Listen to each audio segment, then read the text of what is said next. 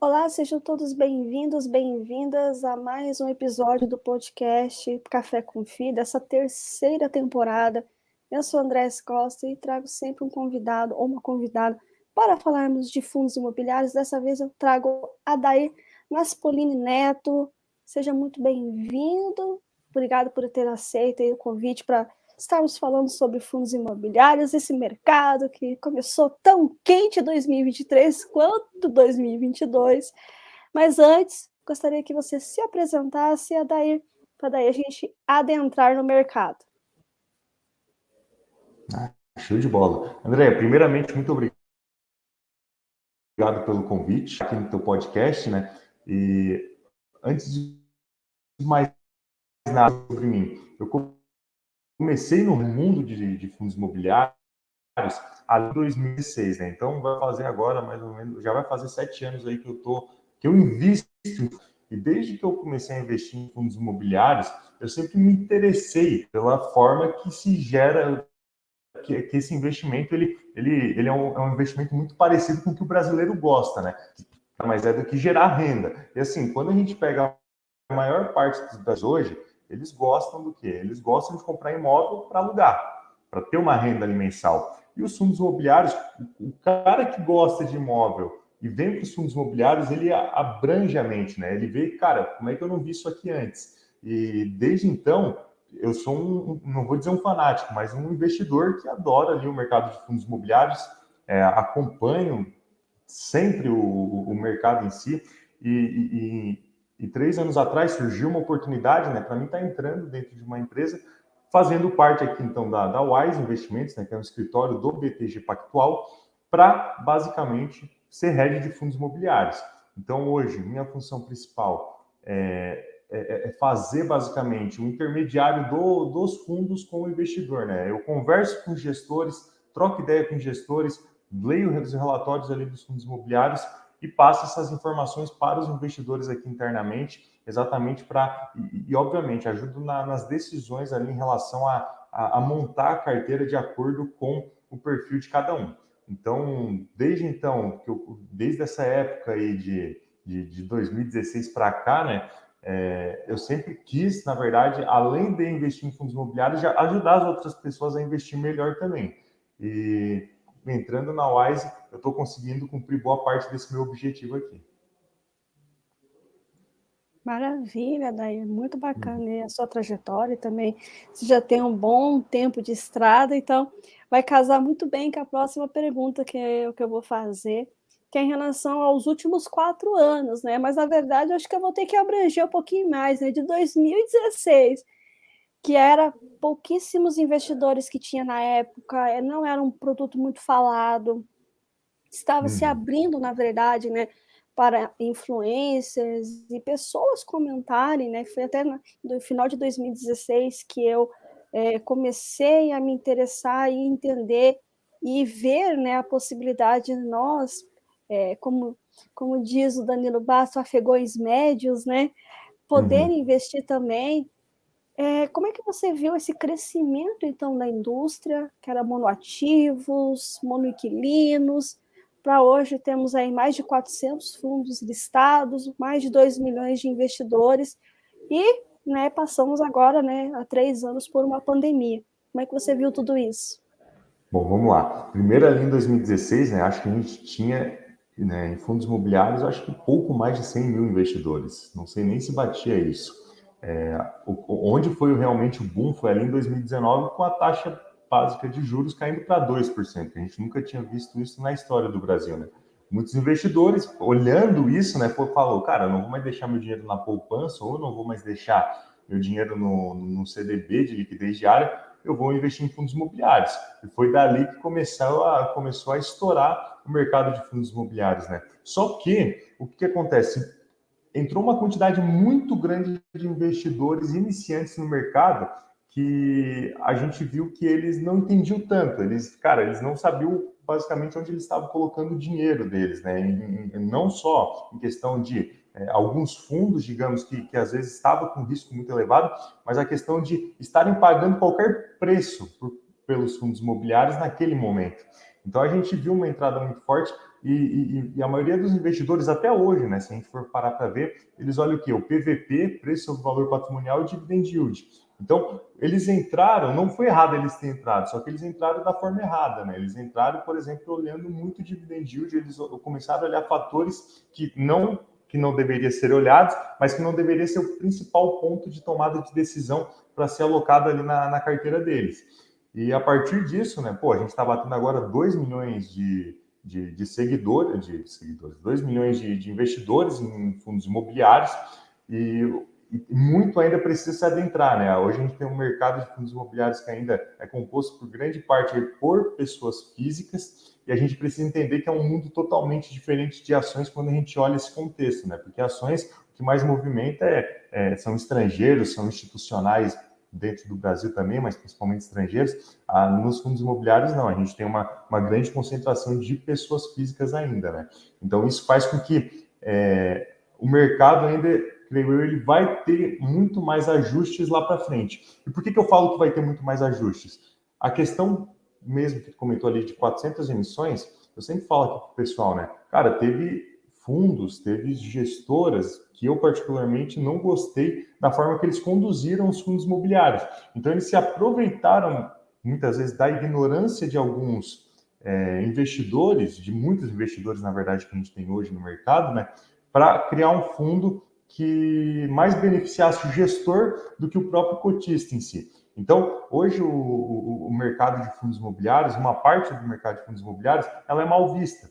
E é muito por conta desses gestores em si, não dos gestores, mas desses fundos em si, desse mercado, da forma que foi conduzida tudo isso. E agora que o mercado ele tende a se ajustar, né, nos momentos ruins o mercado tende a se ajustar, eu creio que quanto mais concorrência, quanto mais oferta se tem de acordo com a demanda, né, tu precisa se melhorar, o fundo precisa melhorar. E conforme for acontecendo isso, a gente vai ter uma melhora na questão das gestoras, uma melhora na questão dos próprios fundos. Hoje, mais da metade dos fundos imobiliários, para mim, são fundos, digamos, que eu não investiria, que para mim não vale o risco-retorno.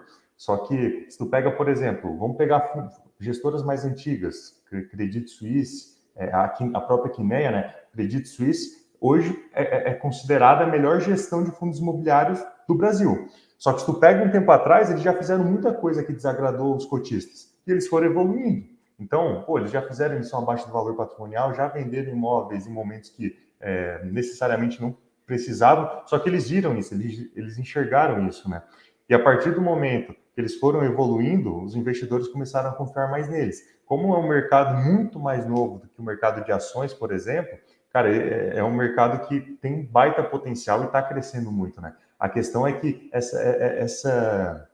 como é que eu vou explicar? Essa reciclagem de bons gestores, bons fundos, vai acontecendo naturalmente e conforme a gente for vendo isso, obviamente a gente vai vendo um crescimento e uma melhor percepção das pessoas referente a esse produto que, para mim, em pouco tempo, tende a superar a quantidade de investidores em ações. Para mim, em pouco tempo, digo, antes de 2, 3 anos, ou vai ter uma proximidade muito grande com os investidores em ações dos fundos imobiliários, né? Ou a gente tende até a passar o número de investidores em fundos imobiliários que a gente tem hoje em ações aqui no Brasil.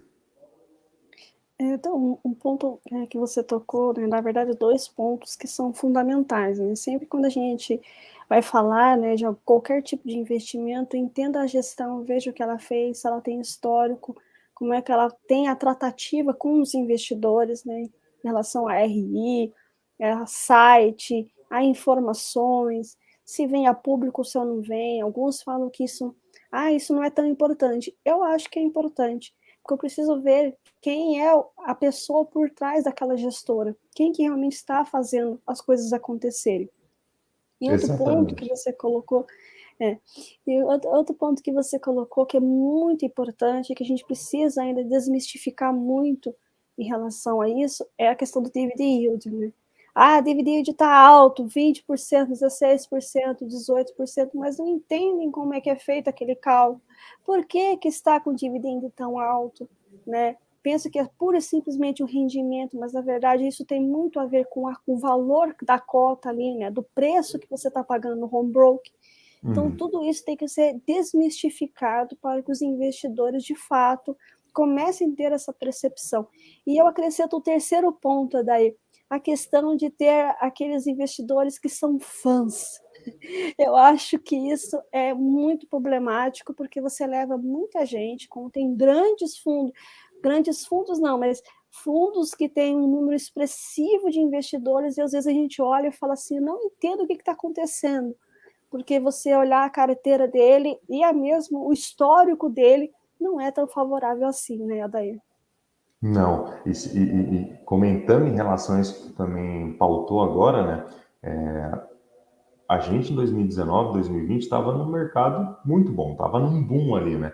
Hoje que a gente está enfrentando alguns problemas, a gente vem vendo fundos, vamos pegar a parte dos fundos de papéis, né? Enfrentando inadimplências, enfrentando momentos difíceis, e essa questão de ciclos em momentos difíceis é algo que acontece em todos os tipos de fundos, né? Fundos de shopping, fundos logísticos, fundos de papéis, e a maioria, como a gente estava num ciclo bom, digamos, do mercado, para os fundos de papéis, digamos, a maioria dos fundos de papéis, no exemplo, né, estava sendo bem visto pelos investidores. Agora a gente vai ver realmente quem são os gestores que conseguem se moldar, os fundos que conseguem entregar uma gestão ativa, entregar não uma rentabilidade, mas entregar uma autoridade, entregar um retorno, digamos assim, né, eficiente em relação ao que está sendo mostrado, né? Porque muitos fundos que a gente está vendo aqui, por exemplo, a taxa de juros subiu. Teve fundo que não conseguiu acompanhar a taxa média de aquisição dos juros futuros e, por exemplo, estava IPCA mais, sei lá, a NTNB estava IPCA mais 4, IPCA mais 4, agora já está IPCA mais 6,5, a NTNB, os juros longos, né? O que acontece? Teve uma diferença aí de 2,5% de spread. Teve fundos que não conseguiram acompanhar isso, e fundos que são high grade, digamos assim. Então, era para ter acompanhado, era para ter pegado taxas melhores, né, conseguindo acompanhar. Então, tu vê que essa questão de gestão ativa vai se moldando, né, vai se trazendo e vai se tornando importante. E, obviamente, como a gente comentou, esses ciclos são importantes para diferenciar a gestora que é boa e o fundo que é bom do fundo que é ruim e da gestora que não está fazendo um bom trabalho. Você tocou num ponto que é a próxima pergunta, inclusive. Você iniciou a próxima pergunta, que é em relação a justamente como é que você vê os fundos de papéis, né? Porque realmente, e não só a questão dos juros longos, Adair, mas a questão ali de nós pegarmos essa taxa de juros a 2%, hoje nós estamos a 13,75%. Se você pegou uma taxa ali naquela época e hoje é completamente diferente. Então, tem papéis que não vão se sustentar, porque, por um lado, o investidor pode falar assim, ai, que bom, a taxa de juros está alta, então eu vou receber um rendimento alto. Mas será que isso é sustentável? Será que a outra ponta, que é a pagadora, de fato, ela vai devedora, na verdade, né? A parte devedora, será que ela vai conseguir continuar sustentando esse indexador, essa taxa de juros? Então, tem que ver esses dois pontos ali, esse contraponto, na verdade, né, em relação aos fundos de papéis. E entender como é que funciona o high yield, por que se chama high yield, o middle risk, por que eles falam que é middle risk, e high grade, por que é high grade, né? Exato. E isso é interessante, né? Porque no início o pessoal não sabia isso. O mercado começou ali começou não, né? Mas se desenvolveu ali em 2019, 2020, quando bateu mínimas aí a taxa de juros, o mercado só falava, esse aqui é fundo de papel, tá pagando tanto, eu vou comprar isso. Agora o mercado já entende, ó, esse é um fundo high grade, esse é um fundo high yield, esse é um fundo middle risk. E o próximo passo é entender que tem fundos diferentes, né? Como por exemplo, o CPTS tem uma estratégia de girar ali, ele é um fundo para mim high grade, né? Ele tem uma estratégia de girar ali o portfólio e gerar alfa, né? Pegar essa inflação acruada e distribuir o resultado caixa ali para o investidor. O MCC... CPTS, deixa eu te interromper, o CPTS é trader. Esse é o exato. verdadeiro trader. Exato, eles fazem ali o giro direto, né? Então, o MCCI é um fundo high grade também ali, digamos, né? Ou o próprio KNP é um fundo high grade ali, e o foco deles não é ficar girando igual o CPTS, só que eles têm estratégias diferentes, só que eles estão na mesma classificação de risco. Só que às vezes o mercado não entende isso. Hoje ele só coloca high grade, high yield, middle risk. Só que tem que entender a fundo, né? Onde o fundo está investindo, qual a estratégia, qual a política de investimento do fundo. E eu acho que esse é um próximo ponto que o mercado vai começar a se adentrar. Quando tu fala aí dessas questões de taxas de juros altos, realmente, tem muita gente que fala, pô, beleza, agora tá pagando um juros altíssimo, né? O mercado está com a taxa de juros lá em cima, então, pô, vai ser excelente. Primeiro que uma maioria dos fundos imobiliários é indexada a IPCA. Então, assim, dos fundos de papéis é indexada a IPCA. Tu vai ganhar uma taxa alta se o IPCA continuar alto, né? Se tu vai ter essa... Eu não estou falando que o IPCA alto é bom, né? Porque muita gente acha que o cara fala isso e leva ao pé da letra. Não, o IPCA alto não é bom. Só que vai te repassar essa inflação exatamente porque ali é o foco do fundo. O foco do fundo é ter indexador ao IPCA, cara, ele vai te entregar a inflação, ele vai devolver o teu capital corrigido da inflação. Então, como teve 3 meses seguidos de deflação ano passado, o mercado, ele, querendo ou não, ele sofreu, né? Ele sofreu, o mercado de fundos imobiliários de papéis sofreu bastante. Eu até comento pro pessoal que, pô, se tu ia no Insta ali da Quineia por causa do KNP, que é um fundo 100% indexado à inflação, o mercado começou a falar, esse fundo não presta mais, o pessoal começou a mostrar, esse fundo é muito ruim, não sei o que. Deu, cara, o que a Quineia tem a ver se o IPCA caiu? É bom o IPCA ter caído no caso, né? Só que o mercado estava eufórico, porque ele entregou um rendimento ruim. Então a pessoa estava investindo no fundo e não sabia onde estava colocando dinheiro. E nessa questão da taxa de juros agora estarem elevadas, a gente obviamente vê que tem um mercado de muito atrelado aí a fundo de papel, né? E muitos fundos estão pagando hoje fundo atrelado a CDI em rendimentos altíssimos. E quando a gente vai para a questão dos fundos high yield, né? Que a maioria dos high yield aí, né? A ponta final é pessoa física, né? Então, tu tá basicamente emprestando dinheiro para pessoa física, tu tem que entender que, pô, imagina um IPCA mais 15%, ou um CDI mais 7, 8%. Cara, a pessoa vai estar pagando quase 20% ou mais de 20% de juros ao ano. Pô, será que isso é sustentável? Precisa entender essas questões econômicas e às vezes as pessoas não colocam isso na ponta, né? Elas só ficam vendo essa questão do rendimento ali caindo na conta delas. Então, tu abre ali o relatório de vários high yields, tu vê, por exemplo, o Razão PMT, que é um dos indexadores fortes que tem em crise ali pulverizados, né? Tu começa a entender onde que começa a dar o problema, por que está começando a aumentar o nível de inadimplência dentro do CRI ali, não que o CRI está dando inadimplência, mas dentro da operação ali tem um certo risco de começar a dar, né? E daí tu começa quando tu começa a estudar e entender isso, tu começa a ver realmente que esses são fundos mais arriscados, mas que o mercado não coloca em pauta, né? E essa questão de ter uma taxa de juros elevada, ela contribui para ter um pouco mais de risco em relação a quem é devedor. Exatamente por quê? Porque quando tu tem uma taxa de juros alta, é porque tu quer controlar a inflação, mas, consequentemente, tu também vai ter que reduzir um pouco o PIB, né? O teu PIB ele vai parar de crescer. O PIB parando de crescer, vai ter desemprego, vai ter gente que não vai continuar pagando essa dívida que está pagando hoje. Às vezes essa pessoa vai perder o emprego, vai perder uma parte da renda dela. A primeira coisa que ela vai deixar de pagar é exatamente essa dívida, no caso, né, que ela está pagando ali, que é algo esporádico, que não é, por exemplo, uma alimentação, uma escola dos filhos ou algo do tipo. Então, isso é algo que o mercado precisa entender e compreender na hora de realizar os investimentos. Exatamente. E aí vem uma outra pergunta que me coube agora, né? E as pessoas que fazem uma carteira 100% em recebíveis, como é que acontece essas situações aí, né? Porque muitos ficam empolgados, né? Outros realmente têm uma estratégia porque eles só querem realmente a renda, né? Eles querem esse fluxo, né? De renda.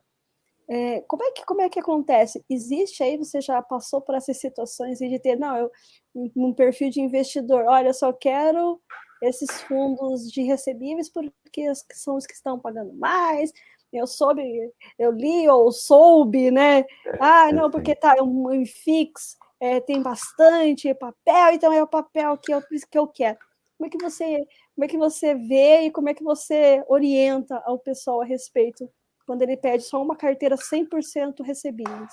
Boa pergunta. Isso aconteceu muito, tá? E eu acho que o mercado tem muito tesão na questão eu quero receber 1% ao mês. Eu quero 1% ao mês. Isso, agora o mercado já está mostrando que não é bem assim, né? Mas, pô, se tu pega quase um ano atrás, era isso ainda, né? Todo mundo mandava mensagem, a gente conversava com os clientes, eu quero 1% ao mês, eu quero 1% ao mês de rentabilidade, eu quero 1% ao mês de dividendo. E daí tu explicava, não é bem assim, não é assim que funciona, mas eles já estavam cegos naquele 1%, né?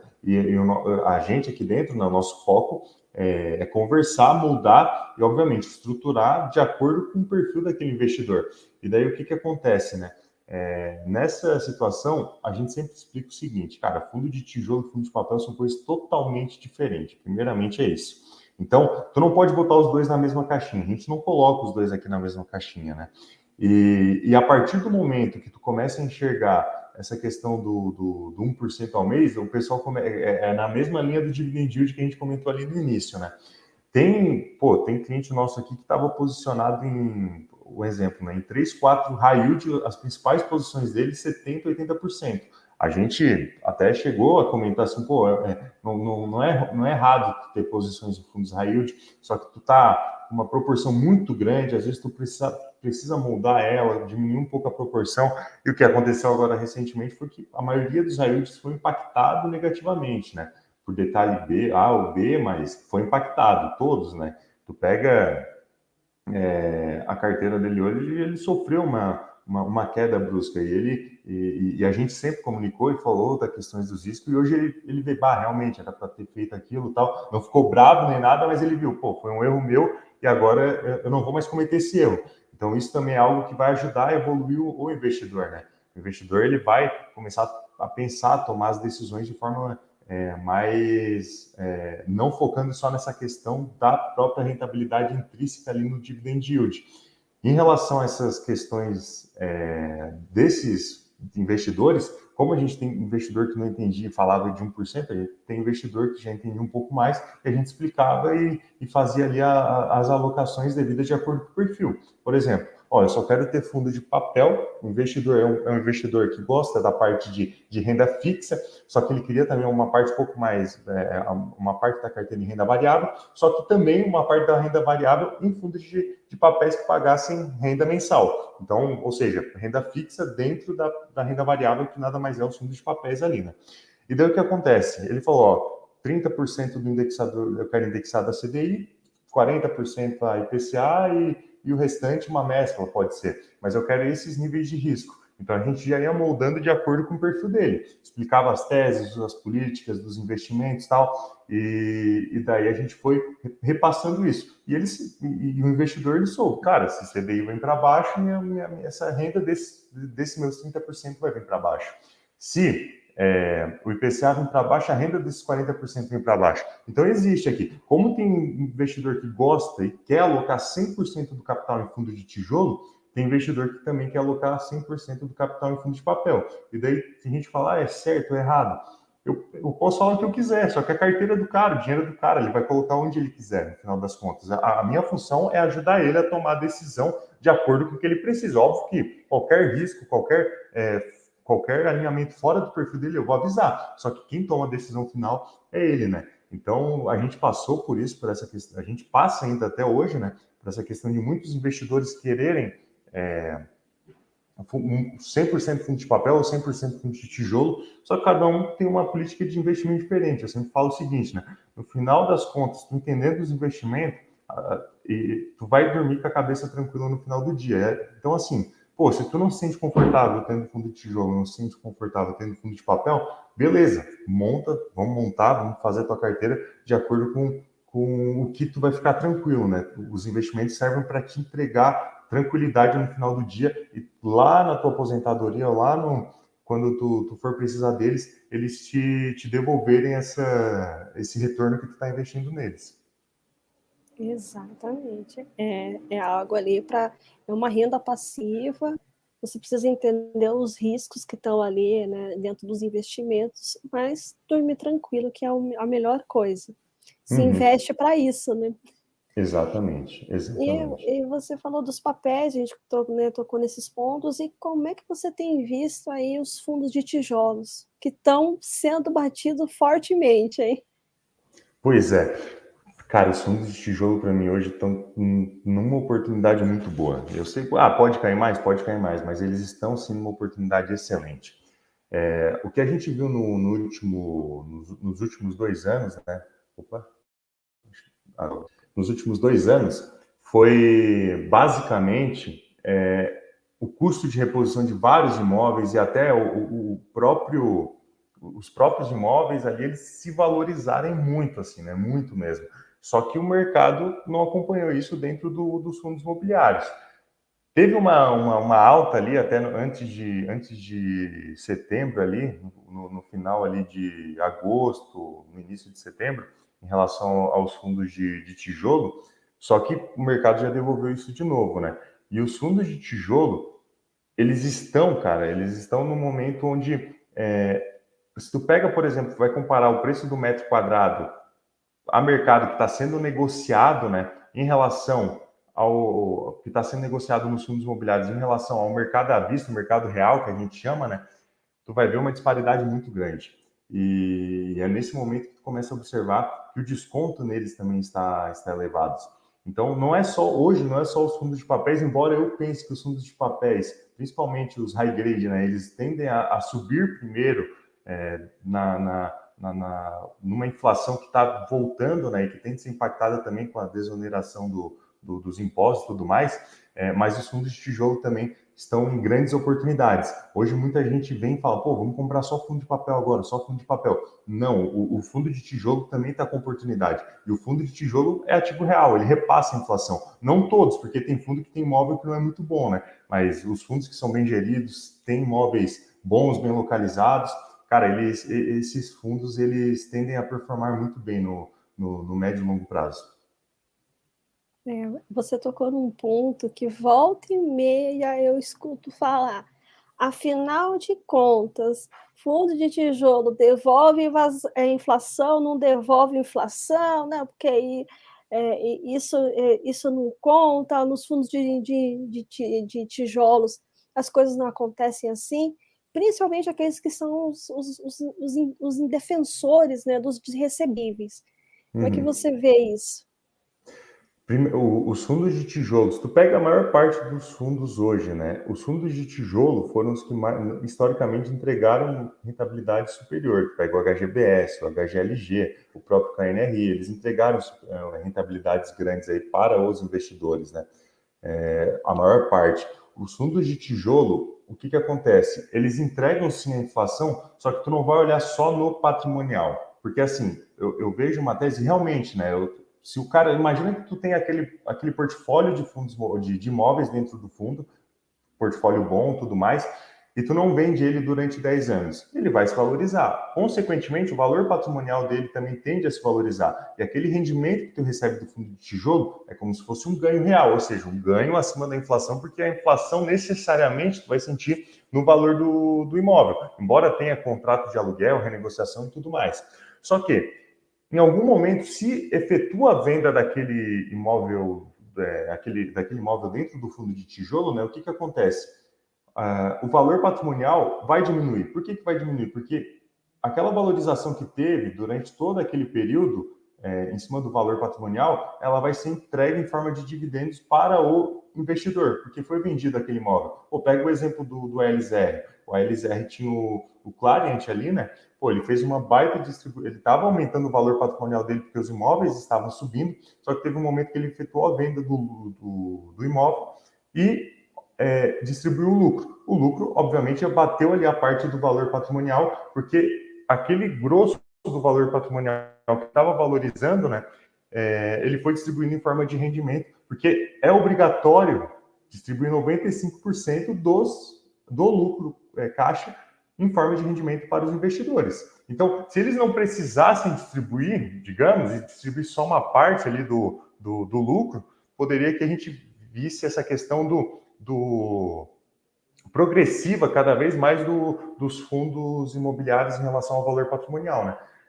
A questão no longo prazo, somando rendimento e valor patrimonial, tem que entregar um valor acima da inflação. Caso contrário, é algo que não está fazendo sentido tu investir. Mas, de modo geral, como a gente está comentando aqui, eles te entregam. Tu pega o exemplo também do HGRU. Pô, ele vendeu mais de 15 lojas acima do valor patrimonial, acima do valor do laudo contábil, né? E acima da própria inflação. Então, tiveram uma taxa interna de retorno bem interessante. Eles te distribuíram em forma de renda. E daí tem gente que fala, não, fundo de tijolo, tu não precisa reinvestir os rendimentos. Não é que tu precisa reinvestir uma parte dos dividendos. Se for um monoativo, um fundo passivo que não vende imóvel, aí é uma coisa. Agora, se é um fundo ativo que faz as vendas ali, uma parte tu vai precisar reinvestir. Exatamente porque essa parte, a inflação acruada que estava dentro dos imóveis e que foi distribuída ali para os investidores, né?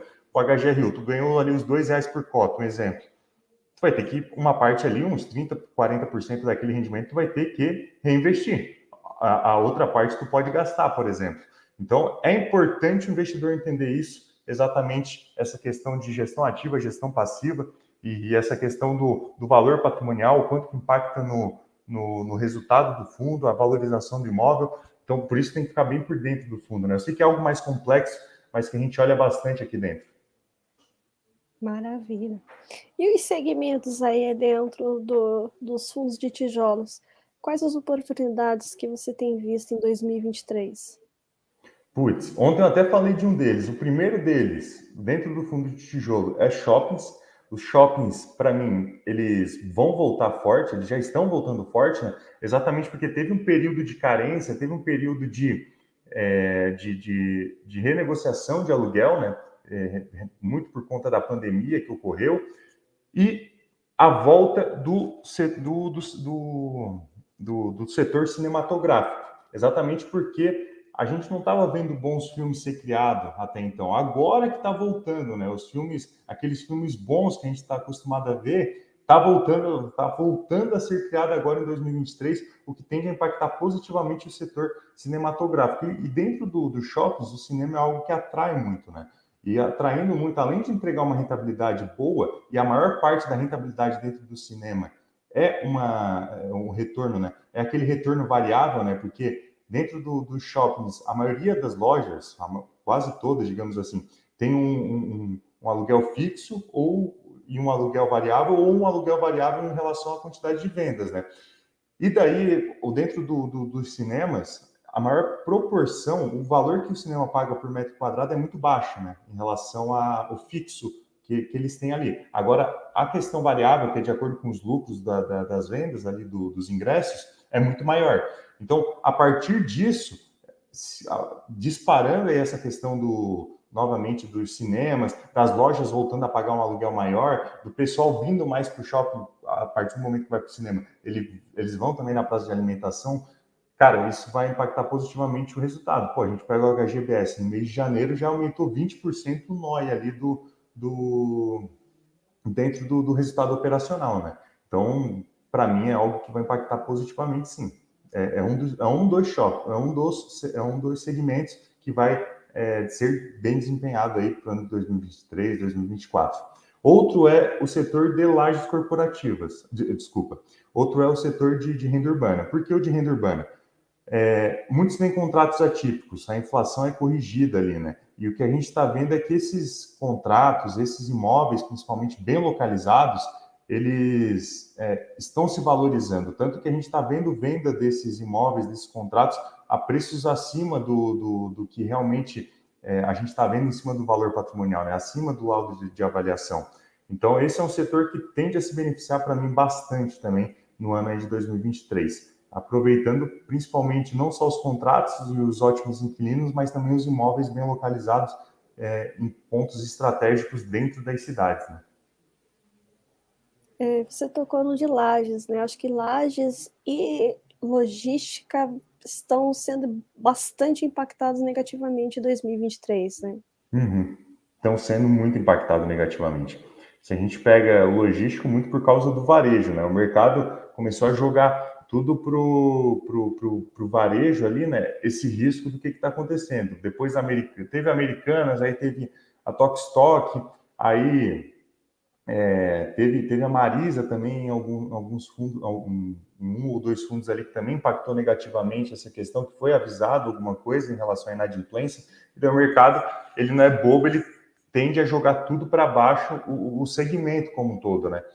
E esse é um setor que foi impactado, e tem gente que fala, pô, Adarto, eu acho que ainda tem potencial de crescimento, sim, eu ainda acho que está numa fase de crescimento. Só que ele não, para mim, não vai ser o principal de 2023, só que ele ainda está crescendo e tende a crescer bastante, né? Claro, vai chegar um momento que a demanda dele vai diminuir. Só que eu ainda acho que não está nesse cenário, até pelo. Claro, eu não sou o maior especialista nessa questão de macro do mercado, né? Só que os relatórios que eu vejo dos principais das principais inteligências de mercado, eles falam isso, né? E deixa bem claro e bem explícita essa questão, Colliers e tudo mais. A parte de lajes, falando especificamente da parte de lajes, é uma parte que nas principais regiões, tu pega ali dentro de São Paulo, né? JK, Itaim Bibi, Faria Lima ali, né? Ela está se desenvolvendo, ela está crescendo muito, está se valorizando, principalmente o metro quadrado. Só que as partes terceirárias, digamos assim, as partes secundárias, elas não estão voltando, né? Então, tu pega a parte de Barueri, a parte de Rio de Janeiro, são regiões onde ainda aparentemente não estão se desenvolvendo muito bem. Vamos ver daqui para frente. Pode ser que em algum momento volte, né? E o desconto nos fundos de lajes, eles mostram isso, né? Acho que o único fundo que não está com desconto tão grande em lajes hoje, dos principais, é o PVBI. O restante está tudo sendo jogado para baixo. Exatamente porque o PVBI ele foca nessas regiões onde a demanda é muito alta, onde a vacância é muito baixa. Então vamos ver, porque como agora essa questão da vacância, né? Como tá diminuindo em relação aos outros anos, né? A questão de construção de novas lajes, no caso, né? Conforme for entrando demanda para essas lajes que já estão construídas, a tendência é se valorizar os imóveis e até mesmo o aluguel desses escritórios, né? Desses offices. Exatamente. Então temos que aguardar o que realmente vai acontecer. Pois E é. um segmento que não é que não é falado, mas é meio colocado de lado, assim, que são os FOFs, né? Como é que você tem Uhum. visto os FOFs que sofreu na pandemia, né?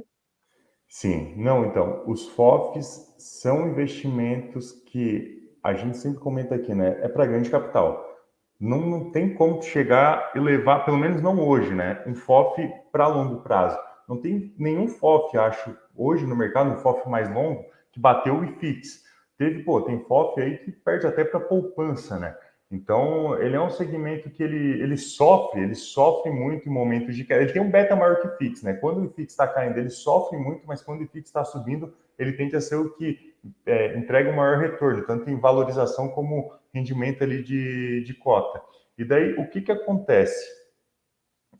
Nesse momento, eu falo pro pessoal, tu tem que acertar quando que vai parar de cair os fundos imobiliários, porque quando voltar a subir, tu tiver um FOF, ele ter comprado o FOF, é quando tu vai se beneficiar, né? E, pô, tu pega todos os FOFs, eu acho que dentro da carteira dos investidores é onde mais está caindo, né? Onde mais está caindo hoje na carteira dos investidores são os FOFs, exatamente por esse motivo, de eles sofrerem muito com a queda do mercado como um todo, exatamente porque o valor patrimonial deles é o quê, né?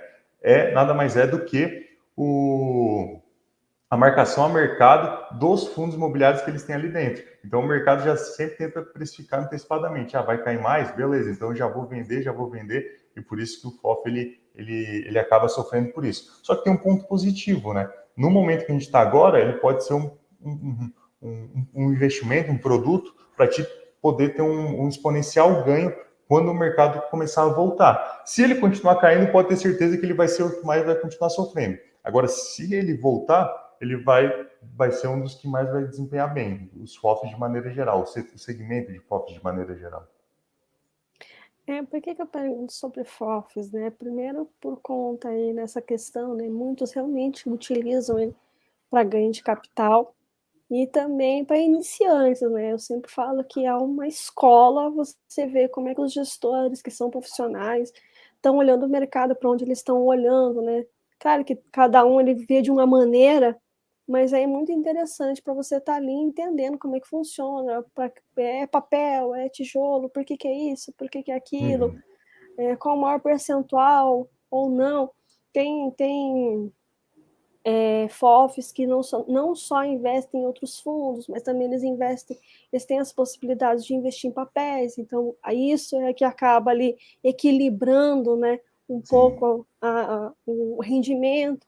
Então, tudo isso é importante estar observando, então eu sempre falo que é muito legal ler os É bem relatórios de mandado, né? FOFs, né? Exato. Não, e os relatórios de FOPs, eles são muito bons, né? Porque se tu pega os relatórios, é a visão do gestor, é o cara que está em cima, direto ali do mercado, olhando oportunidades para colocar, tirar ali, no caso, né? E é onde tu vai tirar normalmente as maiores oportunidades de conhecimento, porque os caras, eles explicam as teses, né? E dentro dos FOPs a gente consegue ver bem argumentado isso. Uma questão que para mim vai impactar positivamente os FOFs, uma delas é a questão de shortear outros fundos. Por quê? Porque o mercado de FOFs, como a gente comentou, ele vai bem quando tudo vai bem, quando o mercado está indo bem, ele vai melhor do que a média, e quando todos estão caindo, ele vai pior do que a média. Normalmente é isso. Só que a partir do momento que tu poder tomar posição vendida também, uma proporção maior, né, em FOFs, nessas quedas pode ser que eles se beneficiem. Então vai que algum FOF está tomando posição vendida em outros fundos imobiliários e o mercado está caindo. Em vez de eles estarem perdendo, na verdade eles estão ganhando, né? E a partir disso pode ser algo que impacte positivamente aí no resultado a médio e longo prazo dos FOFs. Claro, se o gestor fizer ali um bom trabalho, né? Exatamente, mas explica o que é shortear. Senão a pessoa vai Short... ficar. Será que os gestores estão vestindo shorts? Não vai dar certo. Não, shortear nada mais é do que tu entrar vendido, tu apostar na queda do ativo, né? Então imagina, sei lá, tu comprou HGLG a 160 e ele caiu para R$ 140. Se tu entrou short, se tu entrou vendido, tu não vai perder R$ 20. Na verdade, tu vai ganhar R$ 20, né? Então, como tu apostou na queda, tu vai ter um lucro ali de R$ 20 por cota em relação a essa posição que tu entrou vendida dentro do teu fundo. Ou seja, né, se muitos gestores, né, tiverem essa visão de ganho de capital, né, e entrarem vendido em outros fundos de tijolos, com certeza eles vão ter alguns ganhos aí, hein? Tem. Não, e assim, eu não sei se tu chegasse a ver, mas acredito, Suíça, ela já fez algumas posições assim, né? Tu pega o HGFF recentemente, recente não, faz uns meses, assim, né? Ele tomou posição vendida no Vino 11, na época que o Vino estava distribuindo um lucro extraordinário. Eles tomaram posição vendida, tiveram um lucro muito grande. No Urca, eles entraram vendido também quando o Urca estava, o RPR ali no caso, estava com um valor patrimonial acima de 10%, né? Estava sendo negociado acima de 10% do valor patrimonial. Eles entraram vendido, encerraram posição ali e distribuíram lucros. Então, a gente viu, eu já vi a Credit Suisse fazendo alguns movimentos desses, e conforme cada vez mais vai tendo liquidez para acontecer isso, porque precisa ter liquidez, né? Precisa ter gente alugando as cotas. Eu acredito que o mercado de FOFs ele tende a se desempenhar bem no médio e longo prazo. Você tocou num ponto, Adair, muito interessante, que gera muita dúvida em relação ao aluguel de fundos imobiliários. Tem muitos clientes aí que te procuram perguntando, como é que funciona? Realmente aluga? Qual é a liquidez? Como é que está o mercado? Não, na verdade, não. Só que a gente recentemente fez uma operação com alguns investidores aqui dentro, né? Que nada mais é do que a gente tomou posições shorts de um fundo imobiliário no momento de subscrição. E pode efetuar isso, né? No caso, assim, ó, eu não sei se você lembra do ALZR. O ALZR estava sendo negociado com ágio, acho que de 15%. Não sei exatamente o percentual agora, mas estava com um ágio grande em relação ao preço de emissão. A gente fez a participação na emissão e daí a gente chegou num patamar de preço que chegou muito acima, assim, bem acima da época, do valor de mercado na época que a gente tinha entrado na subscrição. Daí a gente começou a olhar a cota para entrar vendido. A gente fez ali o short, né? Claro, depois que pagou ali o rendimento extraordinário, porque se não tivesse, a gente ia ter que desembolsar. Então, depois que fez esse pagamento de rendimento extraordinário, a gente entrou short ali no caso, para para na hora que integralizasse a cota, a gente já teria saído ali com aquele lucro de 7, 8%. Então, foi mais ou menos um trade que a gente fez aqui, né? A gente não dependendo do cliente, ele gosta de fazer isso, dessa questão de subscrição. Então, foi algo que a gente fez aqui internamente, aproveitando o momento que possibilitou, né? O short nada mais é do que um instrumento de mercado que possibilita várias estratégias de investimento dentro da carteira do investidor. Exatamente. E qual hoje, na sua opinião, né, qual que é o segmento mais arriscado nos fundos imobiliários e por quê? Boa pergunta. Porque eu penso assim, né? Não existe segmento muito arriscado, existe ciclos de mercado. E daí, a partir do momento disso, tem fundos que são mais arriscados e tem fundos que são menos arriscados. Por exemplo, o segmento de renda urbana. A gente tem o TRXF, que pela alavancagem dele e pela concentração ali em 2 inquilinos, ele se torna mais arriscado do que o HGRU, por exemplo. Vamos para dentro de Lajes. O PVBI ele é menos arriscado do que o RECT-R, o RECT-11. Porque o PVBI ele foca em ativos de maior qualidade em localizações mais óbvias, mais excelentes. Já o RECT não, ele foca em regiões mais secundárias. Então, olhando para isso, tem essa questão de dentro do segmento ter fundos mais arriscados e menos arriscados. Se eu for levar o pé da letra e falar, putz, qual é o setor hoje que é o mais arriscado de todos, eu diria que seria os setores mais setor da alavancagem. Esse aí sim, esse aí é mais arriscado. Mas assim, os mais perenes, digamos assim, que já tem há mais tempo, por exemplo, tirando o agro de fora, porque se a gente pega hoje os fiagros, ele se torna mais arriscado por não ter muito no mercado e não ter ainda um tempo maior de experiência, né, de mercado. Cuidado que você vai arrumar briga com o nosso amigo, hein? não quero. Já até conversei isso com ele, ele já está totalmente ciente do meu pensamento. Eu acho muito importante, eu acho interessante ter esse setor, só que por essa questão de ter menos experiência, ele se torna, teoricamente, o setor mais arriscado. Mas aí já é dentro do mercado de fiagros, né?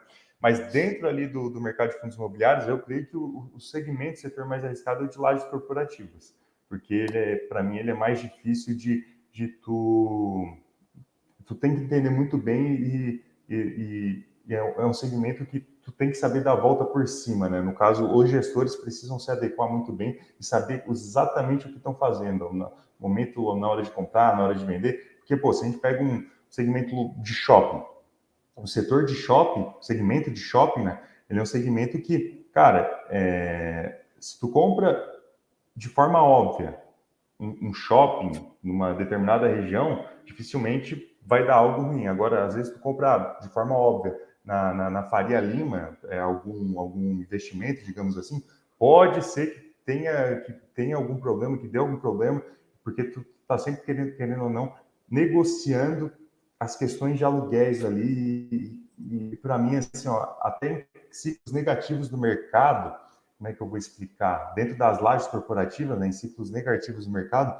eles podem ser impactados de forma bem negativa, e ficar preso ou com um imóvel com uma vacância um pouco maior por muito mais tempo, né? Então, eu sei que ficou um pouco mais mal explicado, mas, enfim, para mim, esse é a questão do segmento, que para mim, ele é um pouco mais arriscado, Não, então, eu vou te ajudar, Adair. O que acontece, né? Quando você tem ali essas regiões secundárias, e isso eu vou abrir um aspas aqui, porque foram falas de Abud, e o cara que mais entende, né, que é o gestor do PVBI, eu vou usar suas palavras, depois não me cobre, porque eu estou colocando entre aspas, viu, Abud? Se você escutar esse podcast.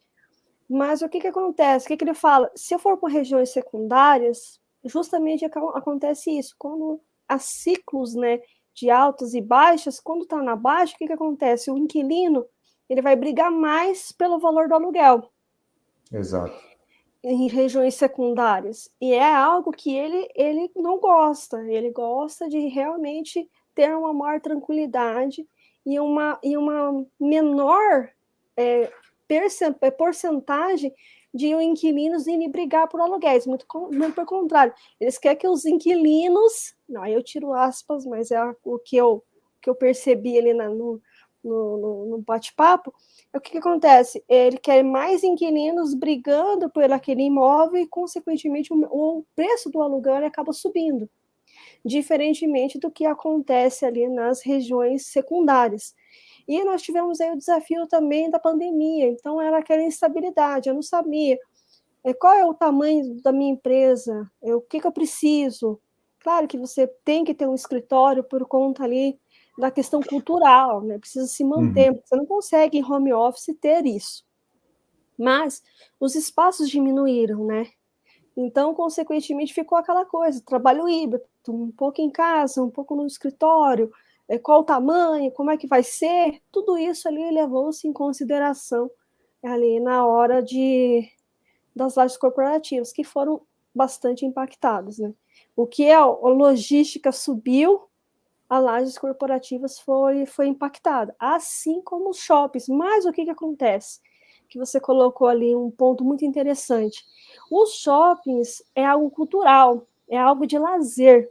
Então, o que acontece? Como ficamos ali trancados por um período considerável, quando houve a possibilidade dessa interação, dessa volta, todo mundo foi para o shopping.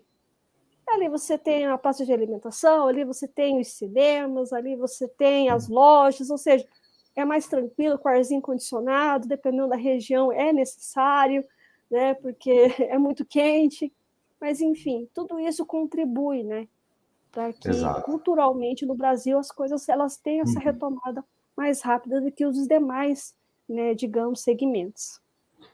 E até Acho que te para... ajudei, né, Adair? Não, ajudou bastante, é exatamente isso, porque, assim, se eu fosse falar de um setor, segmento, que para mim é o mais arriscado ali no caso, seria o desenvolvimento ou agro, né? Só que desenvolvimento e agro, se for ver dentro do mercado hoje, não é algo bem desenvolvido. Pô, desenvolvimento, a gente tem menos de 5 fundos listados aí que a gente tem hoje no mercado, e dois deles, na verdade, que tem um valor considerável ali de liquidez, né? E o agro, a gente tem 4 fundos FIIs de agros dentro do mercado, né? Então, tirando esses dois, eu vou tentar ir para outros ali para responder essa tua pergunta. E é exatamente isso. O de Lages, eles conseguem brigar mais, né? Por essa questão de aluguel. Se tem uma vacância maior no mercado de Lages, eles conseguem sair daqui para ali. Eles conseguem, por exemplo, sair de um imóvel para outro brigando de aluguel um com o outro, até mesmo nessas regiões mais óbvias, né? Exatamente, mas tem os outros segmentos ali que são um pouco mais complexo de compreender e acho que é pouco falado, né? Temos educacional, que temos ainda essa questão, Ah, temos sim. o de hospitais, que também, né, tem essa questão de ser um bem primordial, então Eu tem tentei tirar esses que são pequenos e falar só dos pequenos, grandes mesmo, tem né? o cemitério, né, que também a gente não entende, nem também não quer entender muito, pelo menos agora. Enfim, tem muita Exatamente. coisa aí para acontecer também, e até esse desenvolvimento de fato aí na indústria. É E isso. as perspectivas para 2023? O que é? Nós estamos em março, nós estamos gravando em março, pessoal, mas já teve notícia, já teve Já. situações. Eu falo que 2023 começou pegando fogo em relação a 2022, e olha que 2022 aí tivemos aí uma situação de um fundo com a autarquia, e a gente ficou naquela instabilidade até realmente de fato se resolver, mas esse ano promete. E como é que você tem visto aí? Eu realmente estou na mesma linha que tu aí, cara. Parece que toda semana vem uma notícia ruim, né? Toda semana vem uma notícia catastrófica, digamos assim. Só que, pô, se tu for ver, é nesses momentos que surgem as principais oportunidades. Vamos pegar a época lá de 2015. 2015 também todo mundo achava que o Brasil ia acabar, que tudo ia acabar. E foi onde se teve as maiores oportunidades nos fundos imobiliários, né? Foi onde começou, de 2015, 2016, foi onde começou a disparar ali o mercado ali de fundos imobiliários. Não só de fundos imobiliários, mas da Bolsa, enfim, mas falando especificamente dos fundos, foi onde se teve as principais oportunidades, porque é onde o mercado encontrava o maior risco, por questões macroeconômicas, por por questões políticas. E por esse motivo, o que a gente viu foi após todos esses, querendo ou não, todo esse dilúvio que teve lá em 2015, 2016, o mercado ele disparou. Não estou falando que é o mesmo momento que a gente vive hoje, da mesma forma, só que foi algo que, tentando falar que essa questão de risco impacta muito negativamente, né? E é onde nesses momentos a gente busca, onde normalmente nesses momentos a gente tem as maiores oportunidades. Exatamente. Então para mim está sendo um ano de oportunidades, né? Pô, ainda não está mais, fala que é oportunidade, mas o mercado continua caindo. Pois é, não dá para enxergar quanto vai parar de cair. Só que é aquilo, né? Se tu tem caixa, tu vai comprando, não vai jogando todo o caixa de uma vez só, mas vai comprando aos poucos ali, aproveitando os ativos que estão descontados. Exatamente. Então, enquanto uns choram, outros vendem lenço. Esse É é o isso aí. momento que nós estamos. Adair, mais uma vez quero te agradecer, se deixar aqui a gente vai longe no bate-papo. Gostaria que você trouxesse as considerações finais para os ouvintes e pessoas que estiverem vendo aí esse episódio no YouTube, e passe suas mídias sociais, seus contatos, é um momento jabá aqui no podcast. Entendi, vamos lá. Pessoal, em relação à questão aí que a gente conversou, de o mercado estar se desenvolvendo, né? Uma dica que eu dou para todos aí. Leiam sempre os relatórios gerenciais e a principal fonte, ou melhor, a principal coisa que tu precisa olhar dentro de um fundo imobiliário é o gestor. Então, analise o gestor, veja como é que ele faz os movimentos, veja por onde que ele já passou, por onde que ele, a gestora, né, como que é a experiência dela.